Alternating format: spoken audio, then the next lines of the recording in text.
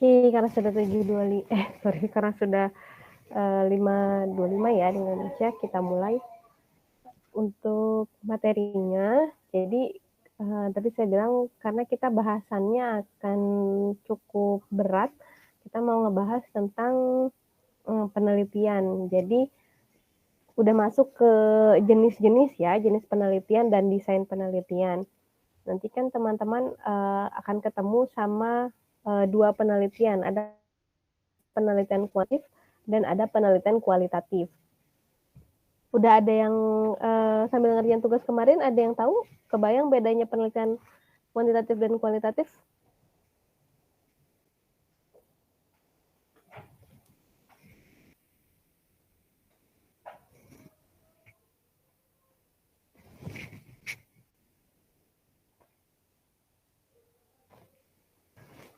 Ada yang tahu apa bedanya? Atau kayak gimana sih penelitian kuantitatif itu? Atau yang kualitatif kayak gimana kalau dari materi saya?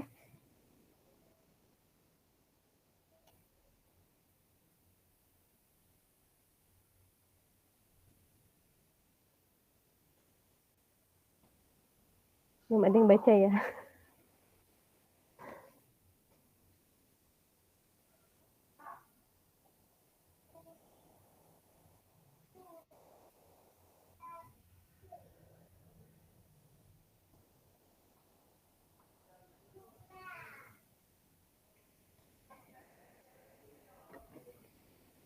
Ada yang tahu kira-kira apa bedanya?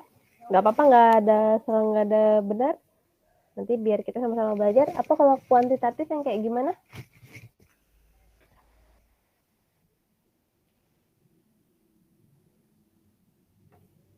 Kalau yang pakai angka-angka, kuantitatif atau kualitatif? Kuantitatif. Kuantitatif. Kalau yang mesti pakai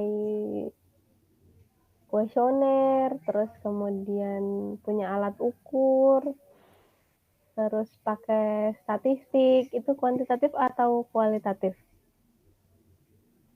Kualitatif ya, Bu? Kualitatif atau kuantitatif? Tadi kan masih hubungan sama angka ya? Kualitatif. Iya.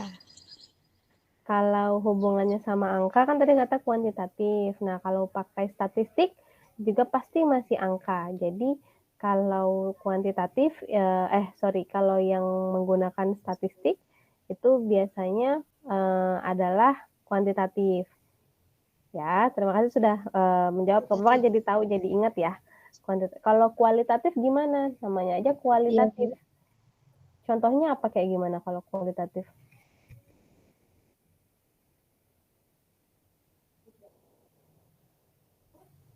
Kayak wawancara ya, kayak wawancara atau ya fokus grup interview, atau misalnya apa ya, atau studi-studi. Kalau kualitatif itu kita nggak bicaranya angka, tapi bicaranya kata-kata. Jadi nanti yang kita ceritakan itu kalau di kualitatif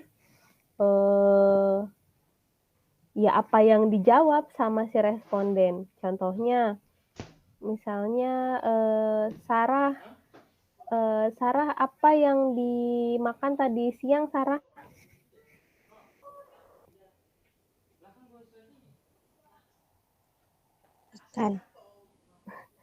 Ikan. Ikannya kayak gimana, Sarah, ikannya?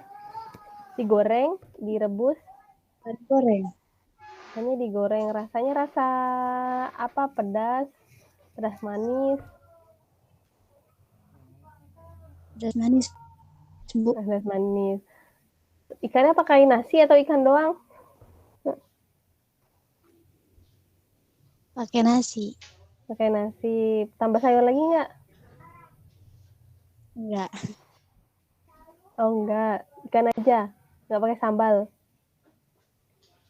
Enggak boleh. Boleh, oke. Nah itu nanti terus kan kita sebagai peneliti nanti saya akan menjelaskan jawabannya Sarah itu adalah dengan kata-kata juga. Jadi misalnya salah satu responden yang ditemukan, menjawab atau yang ditanyai gitu ya, yang diinterview menjawab bahwa, makan siangnya, adalah ikan dengan nasi tanpa menggunakan sayur. Nah, mungkin ini adalah perilaku gitu ya, perilaku, anak muda, sekarang yang konsumsinya kurang makan sayur, misalnya ya, mau dikait-kaitkan ke sana, itu juga boleh. Itu kualitatif. Jadi, kita menjelaskan berdasarkan jawaban si responden. Itu yang namanya kualitatif. Jadi kita menjelaskan secara kualitasnya. Nah, bukan secara, kalau yang kuantitatif tadi namanya aja kuanti ya. Jadi berdasarkan angkanya. Contohnya, lagi ya, Sarah dalam seminggu berapa kali makan ikan, Sarah?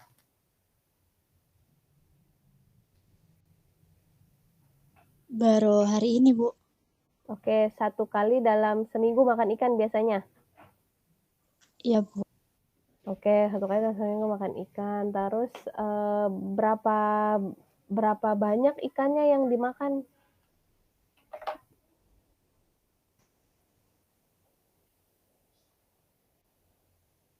Enggak tahu, Bu. Berapa gram ini, berapa banyak ini 1 potong ikan gitu, 2 ikan, 3 ikan gitu loh. 1, Bu. 1 ikan, oke. Nah, nanti juga ada pilihannya biasanya ya. Kalau dalam kuantitatif itu ya itu tadi kita mengkuantitatifkan berapa banyak, seberapa sering, apalagi ya, seberapa menyukai atau seberapa sakit gitu, nanti pakai angka 1, 2, 3, 4, 5, 6, 7 misalnya, atau 1 sampai 10, di mana 1 sangat tidak sakit, 10 sangat sakit. Nah, itu kita mengkuantitatifkan. Padahal kan sebenarnya kalau orang bilang sakit nggak? Sakit, sakit banget gitu. Sakitnya kayak apa? Kayak ditusuk-tusuk, kayak di pukul-pukul, kayak di tarik-tarik kepalanya misalnya. Itu kan mengkualitatif seperti apa sakitnya. Kalau mengkuantitatif berarti kita nanya seberapa sakitnya. Coba kalau dari level 1 sampai 10 seberapa sakit sih? Nah, kayak gitu. Itu kan mengkuantitatifkan ya. Jadi jawaban yang kualitatif, jawaban yang sifatnya mungkin kualitatif bisa kita kuantitatifkan gitu. Seberapa sering sih makan ikan? Jarang. Jarangnya berapa kali? Seminggu sekali, seminggu 2 kali gitu. Itu kita mengkuantitatifkan. Gitu. Berapa sering sih? Oh, sering, sangat sering. Seberapa sering misalnya? Oh, 7 kali dalam seminggu. Ya berarti tiap hari saya makan ikan. Seperti itu. Gitu ya bedanya antara secara singkat antara kuantitatif dan kualitatif. Selebihnya juga ada di slide saya yang slide yang tentang kualitatif. Udah baca. Oke, sekarang kita masuk ke penelitian kuantitatif dulu ya, karena minggu lalu sebenarnya harusnya kuantitatif. Cuma kan sudah saya share, jadi harapannya teman-teman sudah bisa banyak membaca sebelumnya, jadi saya mau agak cepat. Dan yang paling penting itu, kan ada, kalau di penelitian kualitatif, mungkin teman-teman belum terlalu akan menggunakan ya di di tugas akhir ini, gitu, belum menggunakan, jadi makanya saya lebih banyak mengupas tentang kuantitatif. Tapi nanti kalau ada yang mau tanya atau tertarik tentang kualitatif juga nggak apa-apa, boleh banget. Oke, yang pertama saya akan menjelaskan tentang kuantitatif ya. Nah, di kuantitatif sendiri, desainnya itu ada desain yang namanya observasi dan eksperimental.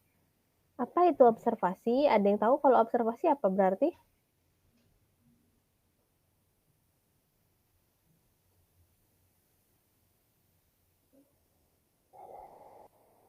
Observasi, observing, apa observing?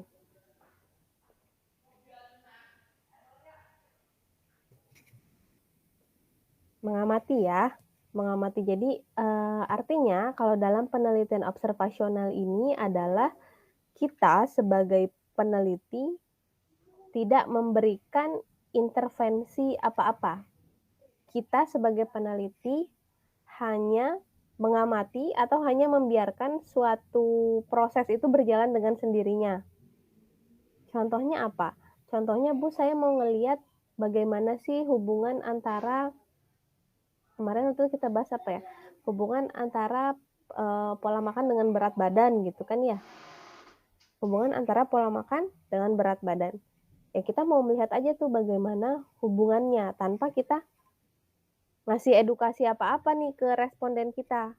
Pokoknya ya udah gimana sih pola makannya orang ini, pola makan ini kan berarti macam-macam ya, ada dietnya atau ada kandungan yang dia makannya, terus pola makannya dan lain artinya frekuensi makannya gitu kan. Nah terus, berat badannya ya, kalau berat badannya berarti dengan timbangan nanti diukurnya gitu, nanti kita bisa kategorikan dia kategorinya apa. Nah artinya di sini,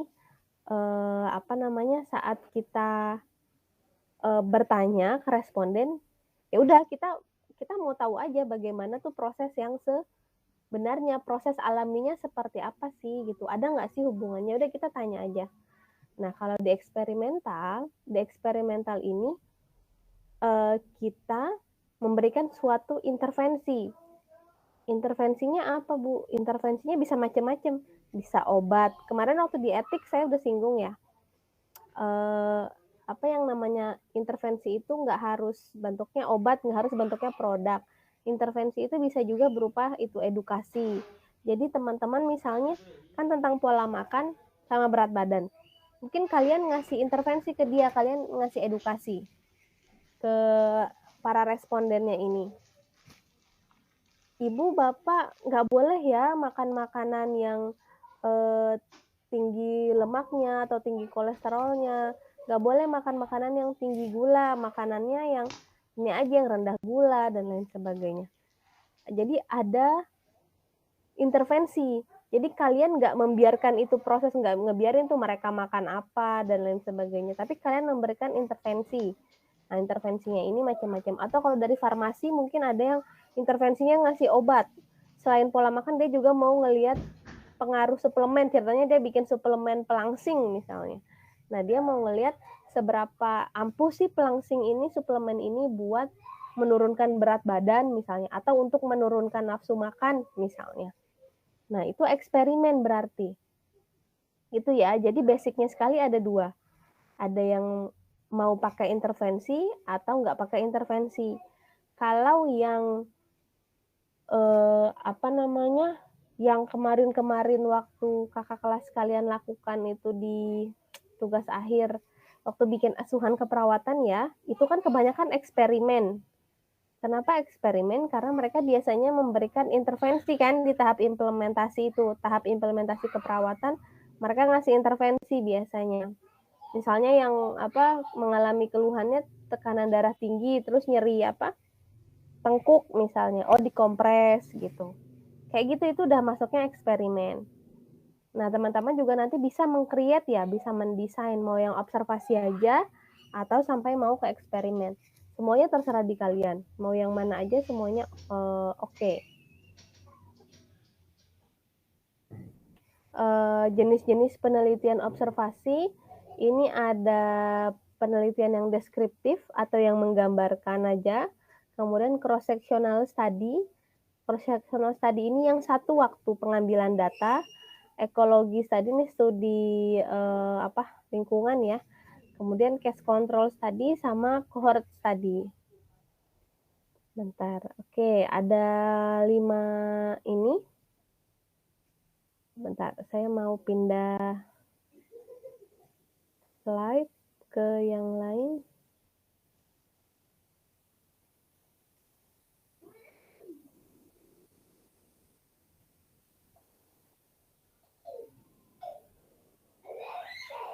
Nah, kalau di observasi ini memang sebentar ya. Kalau di observasi ini memang ada yang penelitian deskriptif ya. Jadi kalau di penelitian deskriptif ini teman-teman itu hanya mendeskripsikan. Sebentar, saya mesti lanjut yang ini dulu ya. Jadi hanya mendeskripsikan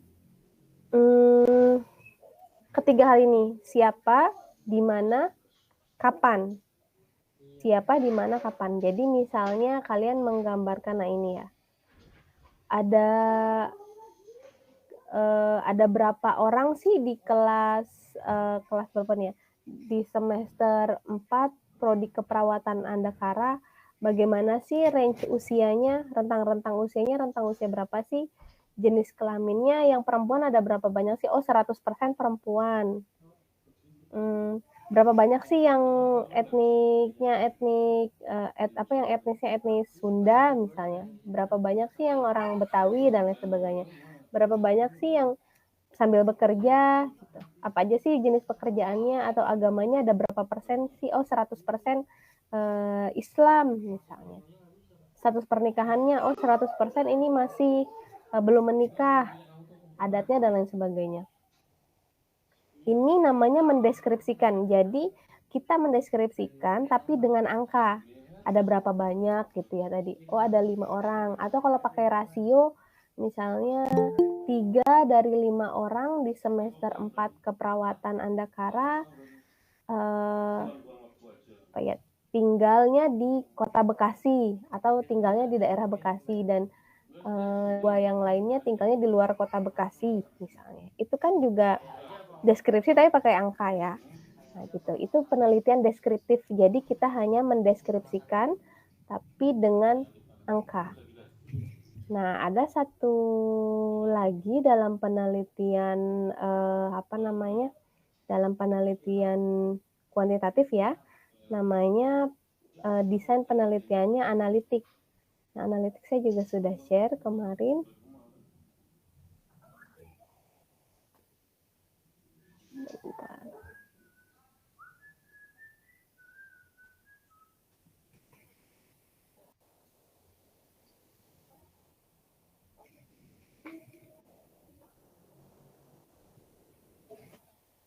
Oke, ini yang penelitian analitik kemarin mungkin sudah saya share ya.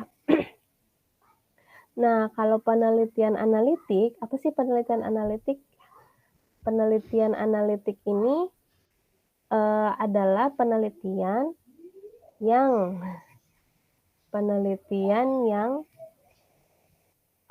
melihat hubungan.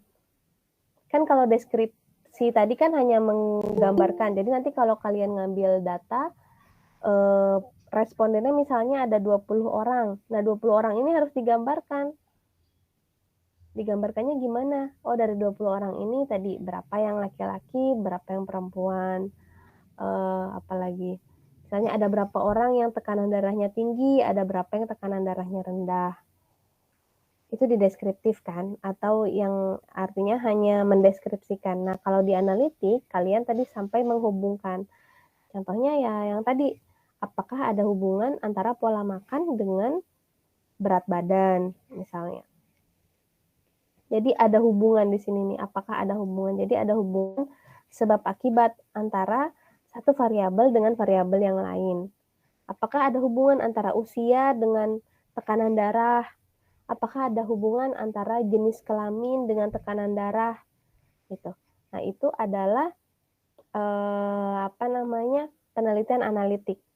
Ya, jadi kalau ibaratnya kalau deskriptif tuh di sini ya di tahap 1.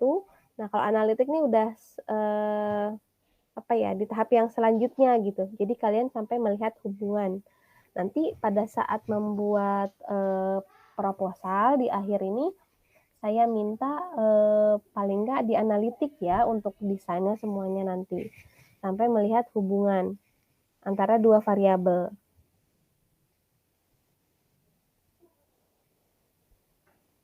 Oke, nah ini jenis-jenisnya. Yang paling umum dipakai ini namanya cross-sectional. Apa itu cross-sectional? Cross-sectional ini penelitian yang dia observasi, jadi kalian nggak memberikan intervensi apa-apa, hanya mengamati saja, atau hanya memberi kuesioner saja. Nah, yang diamatinya adalah individu. Nah, populasi studinya populasi umum, sampelnya ini bisa diambil secara acak, atau juga bisa diambil purposif, atau jadi misalnya kan kalian mau melihat tadi ya hubungan antara pola makan dengan berat badan. Ya berarti nggak bisa dong yang gemuk doang yang diambil. Nggak bisa juga dong yang kurus doang yang diambil. kan ingin melihatnya hubungan antara pola makan dengan berat badan. Ya berarti harusnya ada orang yang gemuk, nanti kita lihat pola makannya gimana, ada orang yang kurus, pola makannya gimana, gitu. Itu ya. Nah, di cross sectional ini kita cross sectional atau istilahnya chi-square ya. Jadi studi potong lintang. Jadi satu waktu. Jadi teman-teman akan mengambil variabel independen dan variabel dependennya ini dilakukan secara simultan atau secara bersamaan. Gitu ya. Secara bersamaan. Jadi nggak bisa ngelihat nih mana yang sebab akibat, tapi kalian bisa ngelihat bagaimana hubungannya antara pola makan dengan berat badan. Gitu. Itu untuk di cross sectional. Jadi nggak bisa ngelihat nih yang mana sebab mana akibatnya gitu. Kenapa ya? Karena itu cross sectional, karena diambilnya satu waktu. Beda sama penelitian, nanti ada penelitian cohort namanya ya. Misalnya sekarang nih hari ini saya ngirim kuesioner ke kalian nih yang 5 orang ini kan saya tanyakan bagaimana pola makannya. Nah, nanti di 10 tahun yang akan datang saya hubungi lagi, saya mau tanyain berat badannya gimana gitu. Nah, jadi saya mau melihat bagaimana pengaruh pola makan di masa remaja atau di masa 20-an dengan kejadian obesitas misalnya di usia 20 tahun dari sekarang, kalian berapa? 40 ya? Di usia 40 tahun misalnya. Nah, itu beda lagi ya. Nah, kalau cross sectional kan satu waktu. Jadi kalian mengambil jawaban berat badannya sekarang, mengambil pertanyaan tentang pola makannya juga sekarang. Sampai sini untuk cross sectional ada yang mau ditanyakan? Ini nih sih intinya dalam waktu bersamaan ini ya, yang membedakan ya antara cross sectional dengan penelitian yang lain. Jadi antara kejadiannya dengan faktornya ini diambilnya secara bersamaan.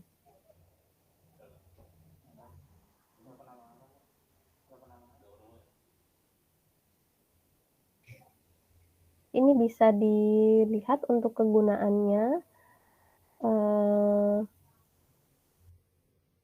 Nah, ini contohnya.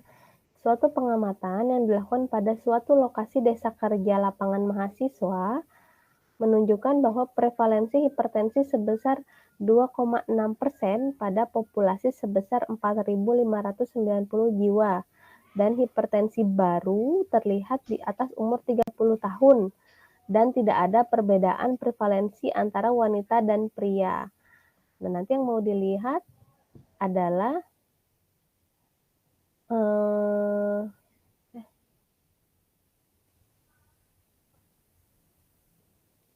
bronkitis.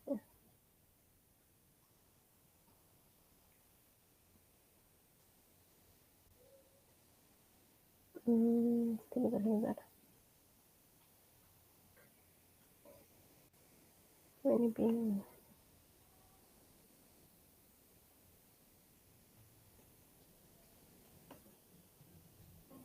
Bentar, ini belum di grup. Nanti ini saya rapikan dulu deh buat sebelum saya share ulang ya.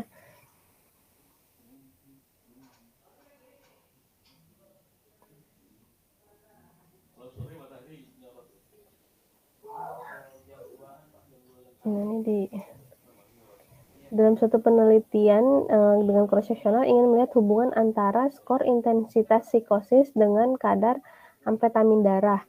Nah, D ini adalah skor intensitas psikosis dan kadar amfetamin darah ini sebagai E. Jadi ini adalah exposure-nya.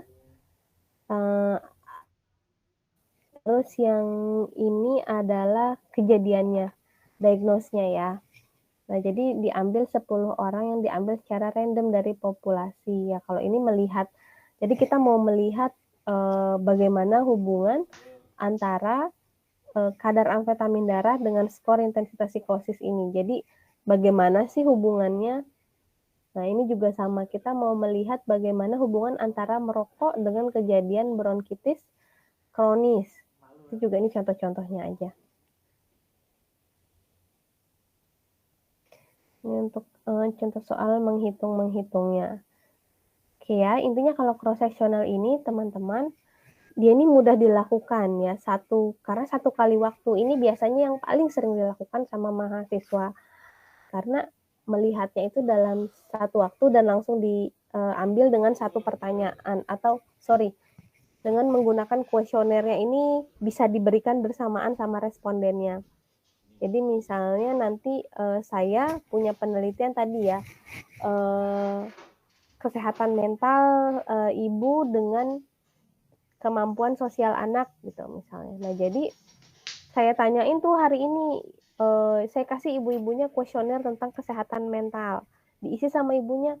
Terus saya juga menanyakan pertanyaan tentang kemampuan sosial anaknya juga hari ini, ya udah satu waktu. Nanti kita melihat bagaimana sih hubungannya antara kesehatan mental ibu dengan kemampuan sosial anak gitu. Jadi hubungan ini bukan hubungan sama pengaruh tuh beda ya. Pengaruh kesehatan mental ibu terhadap kemampuan sosial anak kan beda ya. Kalau pengaruh ini kan berarti jelas siapa yang menyebabkan siapa. Nah kalau dalam cross-sectional kata-katanya nggak boleh pengaruh tapi harus hubungan gitu ya. Apakah ada hubungan, apakah ada association gitu ya.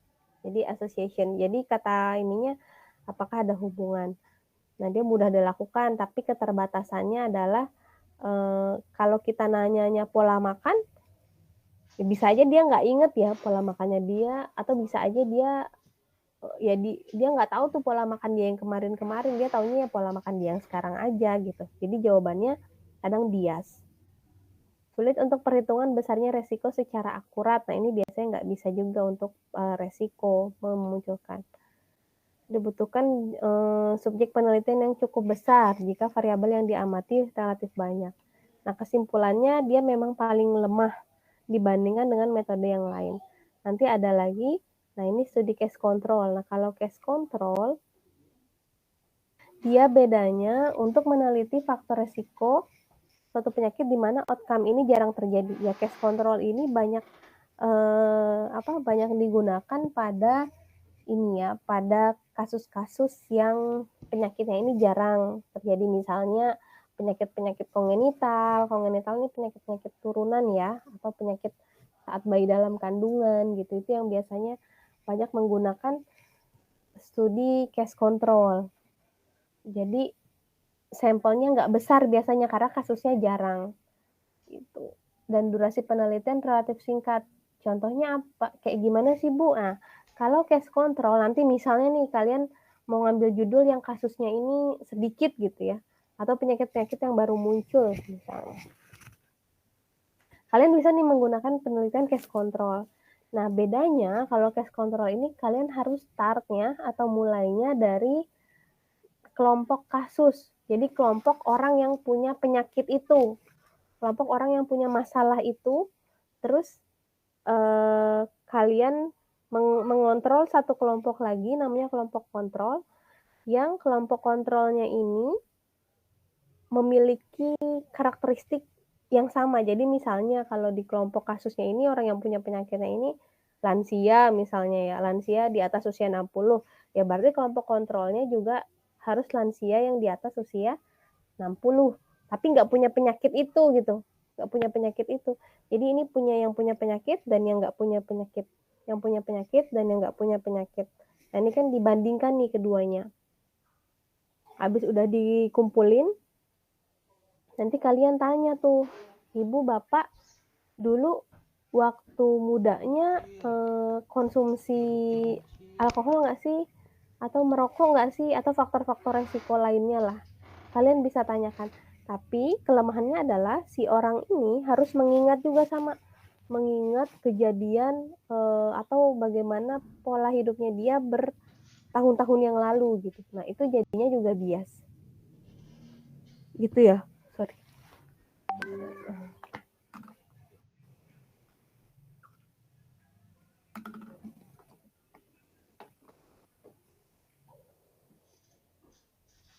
Nah itu juga jadinya bias karena ya itu tadi kalau dia udah nggak inget, apalagi yang ditanya kakek-kakek dan nenek-nenek gitu ya, belum tentu inget bagaimana perilaku merokoknya 20 tahun yang lalu gitu. Kita aja kalau ditanya seminggu yang lalu makan apa, belum tentu ingat ya. Apalagi ditanya bagaimana perilaku merokoknya 20 tahun yang lalu gitu. Nah, makanya cash control ini untuk kasus-kasus yang memang jarang terjadi. Jadi kebiasaannya bisa kita amati kira-kira apa ya yang kurang tepat. Nah, ini dalam penelitian cash control. Jadi mundur intinya. Nah, ini juga ada kelebihan dan kekurangannya. Kesamaan ukuran waktu antara kasus dan kontrol, ada pembatasan faktor resiko, dan kita nggak perlu waktu yang lama. Mirip-mirip kayak cross-seksional, cuma bedanya kita harus mengontrol. Gitu ya. Nah, ini kekurangannya bias, tidak dapat diketahui efek variabel yang lain, sulit memilih kelompok kontrol yang sesuai. Itu kalau case control. Nah, lalu yang ketiga, ini juga yang mungkin sering digunakan ya dalam penelitian kesehatan, studi cohort namanya, atau studi jangka panjang. Studi studinya ini dilakukannya bertahun-tahun, ada bahkan studi cohort tertua itu usianya sudah ratusan tahun ya, 100 berapa ya, dan publikasi yang dihasilkan tuh amat sangat banyak dan sangat bagus karena benar-benar turun-temurun, jadi kayak udah generasi ke generasi. Jadi sangat bisa melihat penyakit genetik yang muncul ini karena apa gitu. Nah, ini dimulainya karena studi cohort. Jadi studi cohort ini meneliti hubungan antara satu faktor resiko dengan kejadian penyakit.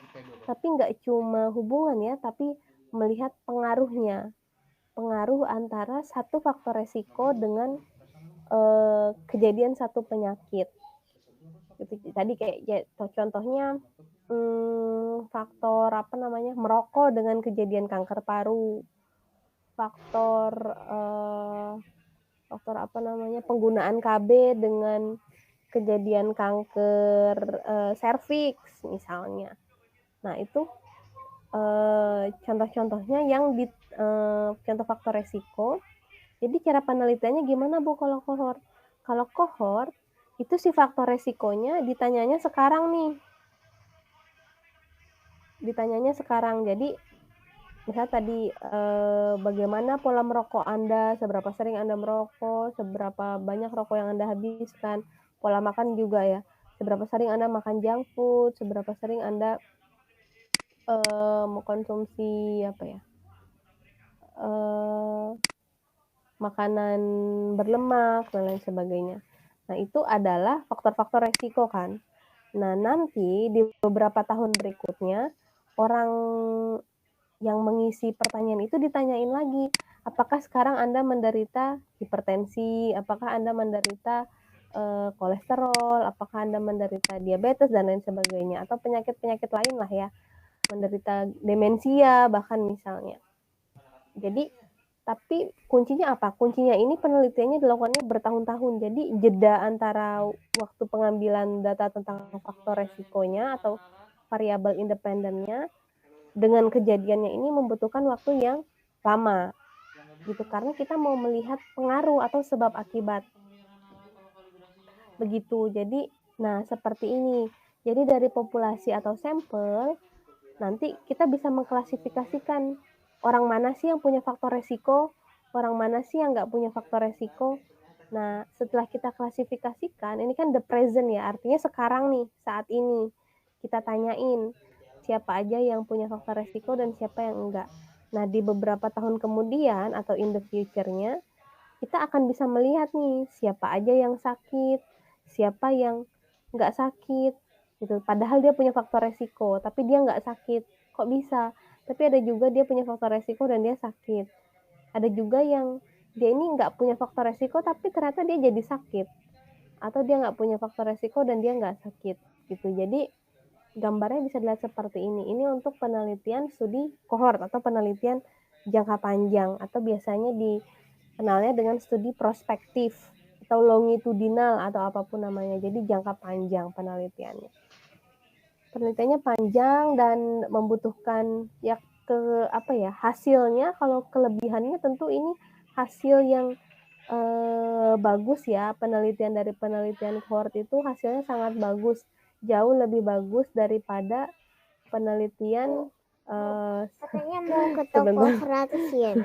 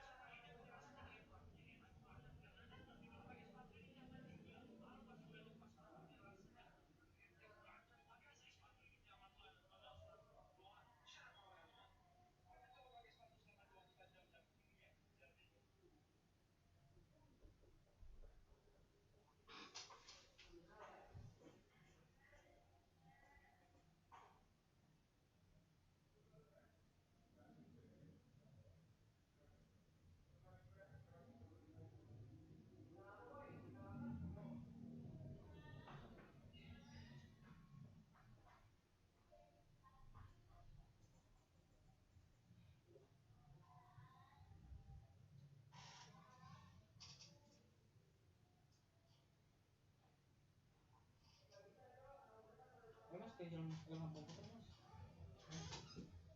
Ini sekalian kita ini disuruh papa nih beli buruan ya. Boleh. Buruan. Mas.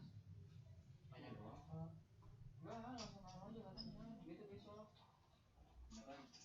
Iya, udah nanya saya. Disuruh gampang disuruh. Gue udah nanya berdua aja langsung sekalian. Ayo bro. Beneran? Udah nggak usah. Ya udah yuk. Temenin saya dulu dah. Ke dalam. Kalau buat nggak males ya.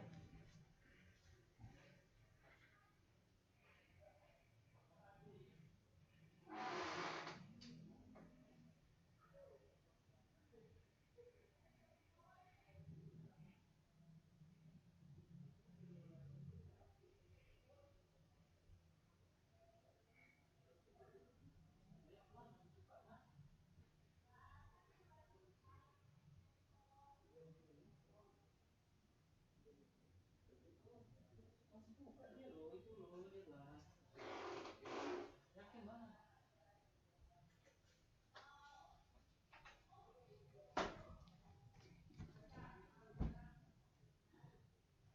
Kalau besok kelamaan. Kemarin aja saya. Buang-buang waktu.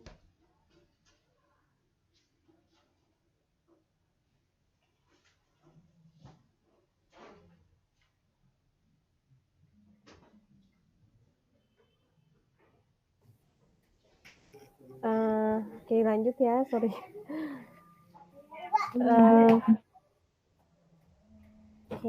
Yang ini tadi kekuatan dan kelemahan dari studi cohort. Jadi kalau kekuatannya jelas dia tuh dia bisa membandingkan itu tadi, nanti sebab dan akibat ini jelas gitu, karena benar-benar dia ini studinya bertahun-tahun karena ngikutin kan orang yang punya faktor resiko dan nggak punya faktor resiko gitu. Jadi bisa melihat yang mana sih apakah faktor resiko ini benar-benar menyumbang untuk kejadian satu penyakit atau enggak gitu. Dan ini bisa menghindari terjadinya bias. Nggak kayak si case control tadi. Kalau case control kan bertanya tentang sesuatu yang sudah lampau ya gitu. Nah, jadi ini sangat dapat meneliti beberapa outcome sekaligus, jumlah dari variabel outcome dapat ditambah dan lain sebagainya, itu juga sangat bagus. Nah, tapi kelemahannya pastinya ya membutuhkan sampel yang besar. Nah, kenapa sampel yang besar? Karena kan penelitiannya ini bertahun-tahun ya, jadi sangat rentan sampel kita ini hilang, responden kita hilang. Contohnya, misalnya sekarang pas di tahun pertama nih, kita tanya-tanyain ada 1.000 orang gitu ya. Nanti di tahun kedua kan bisa aja tuh ada yang pindah, ada yang meninggal mungkin ya, atau ada yang nggak datang lah saat pengambilan data dan lain sebagainya. Makanya banyak sampel yang hilang. Nah ini maka sejak awal di studi kohort kita membutuhkan sampel yang besar. Kita butuh orang yang besar ya, butuh orang yang banyak untuk melakukan penelitian ini. Dan tidak realistik atau tidak visible untuk outcome yang jarang. Nah tadi ya, untuk penyakit-penyakit yang jarang terjadi ini amat sangat tidak direkomendasikan. Kalau penyakit yang jarang sebaiknya menggunakan case control. Waktunya cukup lama ya, bisa berbulan-bulan, bisa tahunan gitu. Bahkan tadi saya cerita ya sampai ratusan tahun itu juga ada penelitiannya. Sarana dan prasarana serta pengolahan data lebih rumit gitu. Pasti juga membutuhkan lebih banyak uang, lebih banyak sumber daya gitu. Ini dropout tadi itu yang hilang ya sampelnya, mengangkut etik. Etiknya juga perlu berkali-kali di follow up gitu ya. Etiknya perlu berkali-kali dilakukan. Tapi ini ada ya ini sama ya kekuatan dan kelemahan lainnya. Bedanya sih ini kadang case control itu biasa dikenal dengan cohort retrospektif. Kenapa cohort retrospektif? Karena kan dia mundur ke belakang. Nah, kalau cohort yang jangka panjang yang menelitinya ke depan yaitu cohort prospektif. Itu aja sebenarnya bedanya. Nah, kalau penelitian saya apa? Nah, kalau dalam D3 atau S1 biasanya memang diarahkannya ke cross-seksional. Ya, penelitian yang ini yang cross-seksional. Yang satu waktu saja diambilnya gitu. Atau kalau nanti Bu saya pengen yang eksperimen, boleh juga kalau yang eksperimen misalnya pengen seperti yang kakak kelas kalian sebelumnya tapi sampelnya diperbanyak gitu ya. Jadi sama mau melihat efektivitas kompres tengkuk dalam mengurangi nyeri hipertensi misalnya. Itu yang mau dilihat. Bisa banget gitu. Tapi penelitiannya nanti harus banyak ya orangnya juga. Kalau kakak kelas kalian kan dulu tuh kayaknya hanya berapa ya? Hanya 2 ya iya 2 kalau nggak salah respondennya tuh cuma 2. Kalau dalam penelitian eksperimen ini paling tidak dia 10 ya atau 15. Atau lebih bagus lagi kalau untuk mau dianalisis sampai ke 30 orang. Untuk penelitian eksperimen. Jadi kalau eksperimen ya tadi ya kita memberikan suatu intervensi. Nah ini kelompok studi ini biasanya yang kita kasih intervensi. Nah kelompok kontrol ini yang tidak kita kasih intervensi. Cuma kalau buat kalian, saran saya semuanya diberikan intervensi. Boleh dipikir-pikir dari sekarang ya maunya apa nanti arahnya kira-kira. Ini juga jenis-jenisnya ada pre-eksperimen, ada quasi-eksperimen, ada true eksperimen. Kalau pre-eksperimen ini nanti bisa dilihat ya kalau pre-eksperimen ini yang dia nah ini ya one group pre-test post-test design. Nah ini biasanya ini yang paling sering dilakukan. Jadi hanya ada satu grup yaitu grup yang kita berikan intervensi dan kita membandingkan nilai sebelum dan sesudahnya. Contohnya kalau tadi kan mau mengkompres untuk mengurangi nyeri ya pada hipertensi. Misalnya sebelum dikompres ditanyain, Bapak skala nyerinya di skala berapa dari 0 sampai 10? Oh, skala 8 karena sakit katanya, sangat sakit gitu. Nah, terus kalian kompres nih. Kalian kompres terus-terusan ya, misalnya selama 24 jam gitu misalnya, atau selama 3 hari atau 1 minggu kalian ajarkan cara mengkompres dan melakukannya. Nah, berikutnya ditanyain lagi, Bapak sekarang nyerinya udah di level berapa? Oh, udah agak berkurang, sekarang jadinya di level 3 misalnya. Nah, itu kan berkurang ya, dari 8 ke 3 gitu. Nah, itu jadi ada pre-test dan ada post-test. Jadi ada yang sebelumnya berapa dan sesudahnya berapa. Jadi kalian melihat seberapa efektif sih intervensinya gitu. Nah, ini yang paling sering digunakan. Kalau yang lainnya mungkin agak lebih berat ya ininya, jenis-jenisnya, jadi nggak terlalu saya jelaskan untuk di sini. Ini fokusnya di sini aja. Di one group, pre-test, post-test design. Untuk yang eksperimen. Sampai sini ada yang mau ditanyakan nggak tentang desain penelitian? Ibu mau nanya.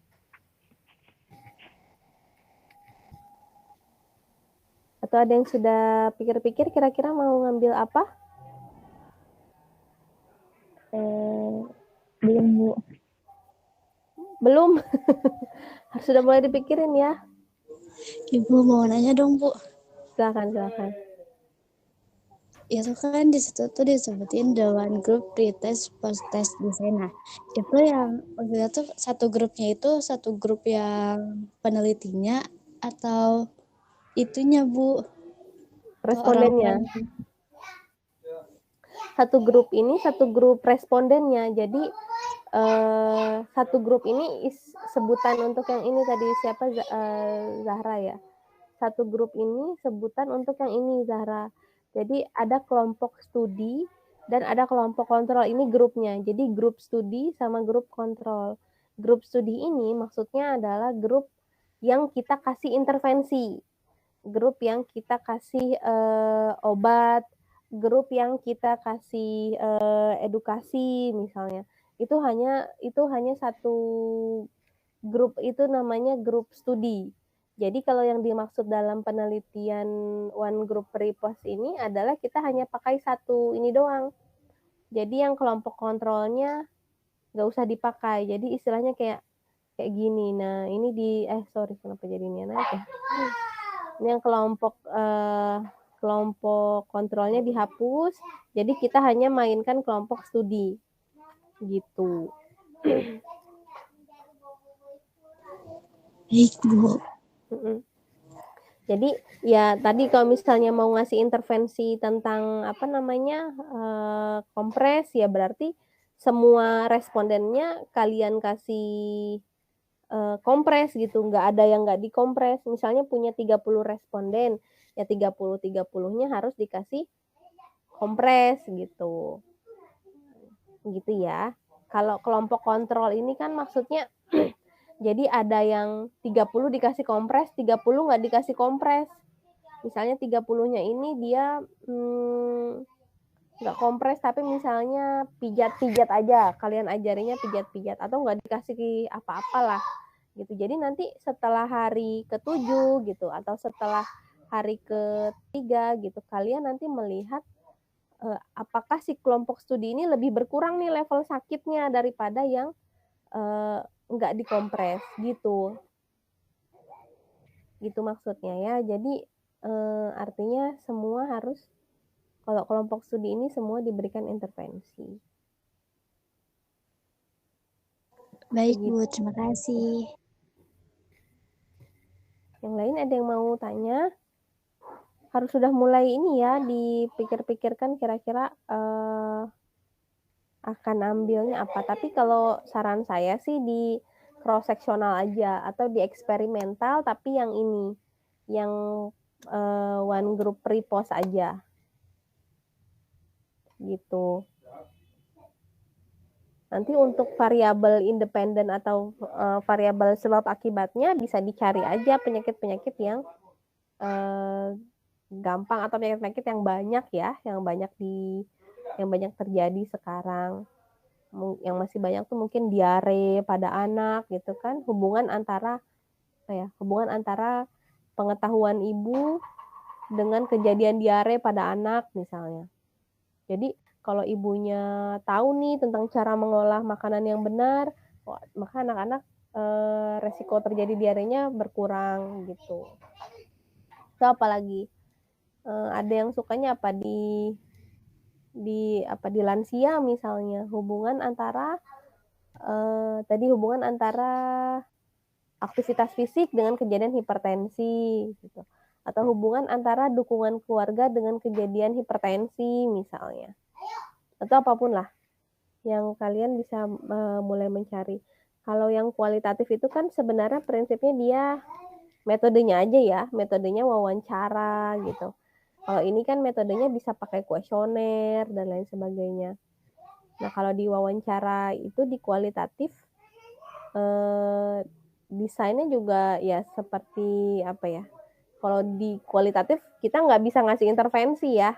Kalau di kualitatif karena semuanya kualitatifkan aja, menggambarkan seperti apa.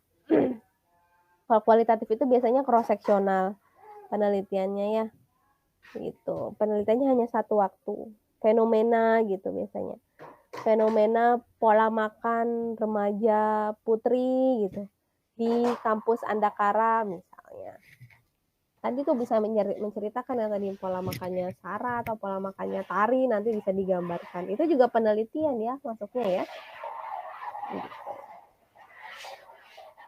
Ada lagi yang mau ditanyakan? Tidak.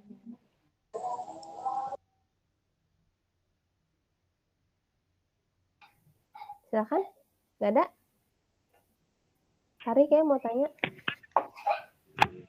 Iya, Bu. Oh, enggak. Kalau yang kualitatif sih sebenarnya ini aja ya sebentar. Nanti coba dikerjakan ya. Ini belum saya cek lagi. Tadi sih belum. Lupa saya ngirim linknya. Oke, ini belum ada yang mengumpulkan tugas. Nanti saya tunggu sampai hari ini ya untuk tugasnya. Biar buat nilai dan nilai absensi minggu lalu. Kalau mau dijelaskan sedikit tentang kualitatif kali ya, sebentar.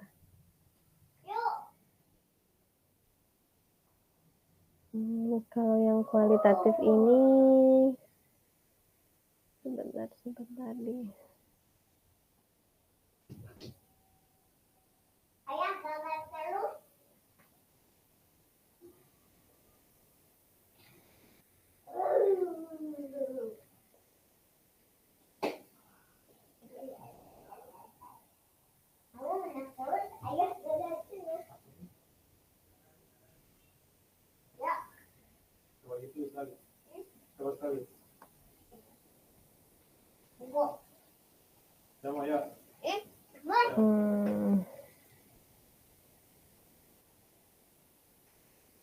Bentar ya.